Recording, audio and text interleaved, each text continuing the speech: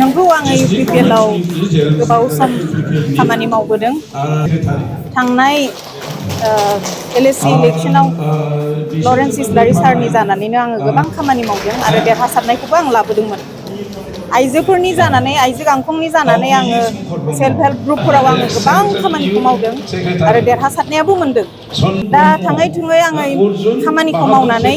माने ओरैबायदि वर्कारफोरखौ जेबो उदिस लायै बा मोजां खबर लायै बेबायदि जानानै थाबाय थानायाव माने बेवहाय आं जेबो मिजिंखौ नुहुराखसै आरो बे थांनाय 5 बोसोराव आं ओरैबायदि नाजादोंमोन खारन बैसोआ नेनानै थाबाय थाया साकरिनि थाखाय आङो जे आङो टेट पास जानानै दंमोन बे टेट पास जानानै थानायाव आङो सानदोंमोन कि बे 5 बोसोराव आंनोबो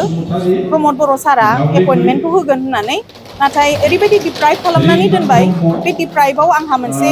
बुहुत माने शक जादों बे शकआ दिनैसिमबो आं माने खाराखै आरो आं ओरैबायदि माने गुबुन गुबुन माबायावहाय आङो नाजादोंमोन माने न'खरनि जानानै अबेबा सोरनिबा खामानिफोरखौ आं मावफुंहोनो बा आं पार्टी लिडार हिसाबै जे आंबो माबा मोनसे मोनगोन नामा बेबायदि साननानै माने फिसाफोरनि गेजेराव बा बिदियाव आङो नाजादोंमोन नाथाय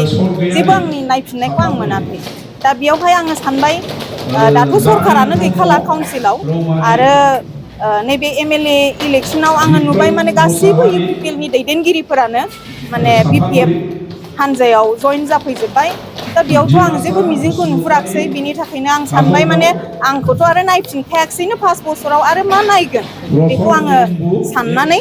आङो दा मोनसे सिद्धान्त लाबाय जे BPF आवनो आङो जइन जानानै आङो जेरैबायदि मावदोंमोन UPPL आव थानानै UPPL नि सरकाराव थानानै आं गोख्रोङैनो हाबाखौ मावदोंमोन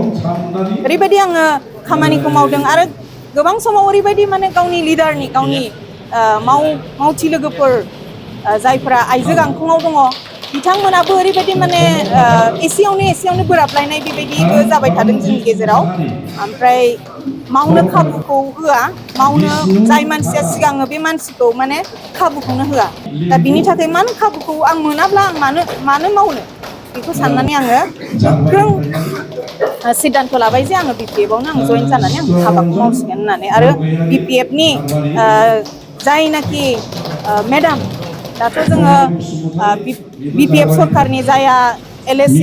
माने बिजाथि बिथाङाथ' मेडाम मा होनो सिउलि मेडाम थ' बिथाङा हिन्जाव जानायलाय हिन्जावफोरनि दुख सुखखौ बांसिन मिथिगोन आरो बिनो जोंनि गासिबो मा होनो दुखु निदानफोरखौ बोखारनानै होगोन आङो बेखौ मिजिं थिहरनानै आङो सिउलि मेडामनि जानानै खामानि मावनो थाखाय आङो फैबाय बेनो